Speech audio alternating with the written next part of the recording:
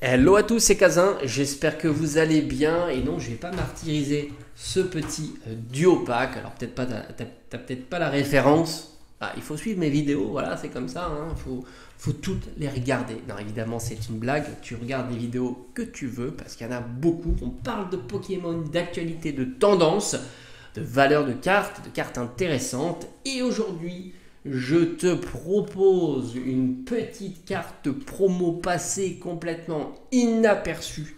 Mais plus inaperçue, tu ne peux pas. C'est la Pikachu. Elle est ici.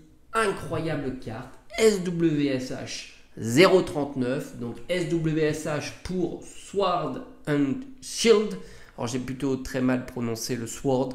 Je t'avoue, mon anglais est très mauvais, hein. Tu peux y aller sur l'espace des commentaires. Je sais qu'il y en a toujours qui sont très fans de ça.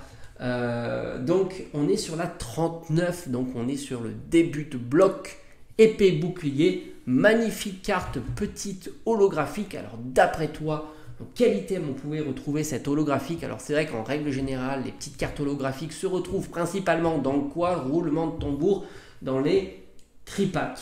Et là, on était en 2020. Alors, je crois qu'on était plutôt vers la milieu-fin d'année 2020. Et ouais, plutôt vers août, je dirais, année 2020. Et on est sur Ténèbres embrasées. Alors, Ténèbres embrasées, il y a eu énormément de tripacks différents. Et il y avait un tripack qui abritait cette pépite. Parce que moi, je trouve que ce sont des pépites, ces cartes-là. Tu vois, je suis pas adepte de la carte, tu vois, une alternative ou des choses comme ça. Moi, il y a des petites holographiques que je trouve exceptionnelles. Et cette Pikachu en fait partie. D'ailleurs, j'ai un tripack scellé avec cette magnifique petite pépite. J'ai même eu la chance, pour la petite histoire, de l'avoir en promotion à 50%. Oui, on était encore dans une période tranquille, milieu-fin d'année 2020, calme plat. L'investissement Pokémon n'existait pas, tout simplement parce que ça ne fonctionnait pas. Et malgré tout, je l'avais en scellé, tu vois, comme quoi. Hein. Et il faut compter maintenant, alors c'est une petite carte qui valait 3 fois rien, hein, 50 centimes, voilà, grosso modo, souvent les petites promos holographiques s'échangent à 50 centimes, d'autant qu'on est dans une période, on était dans une période hyper light, que ce soit sur les cartes, sur le scellé, sur tout ce que tu veux.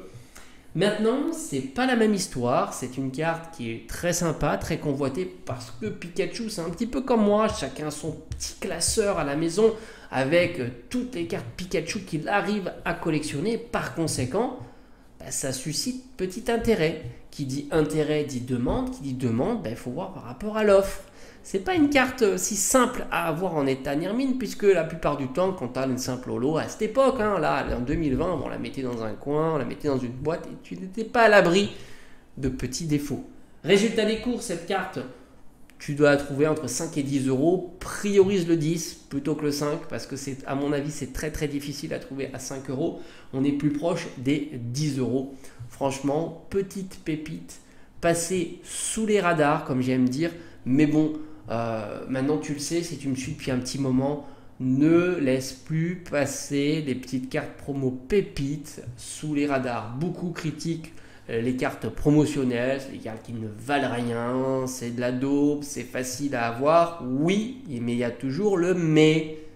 Et comme quoi, on n'apprend pas de l'histoire de Pokémon. Et maintenant, même le Amphinobi, je me rappelle, on me disait mais ça vaudra rien, Amphinobi.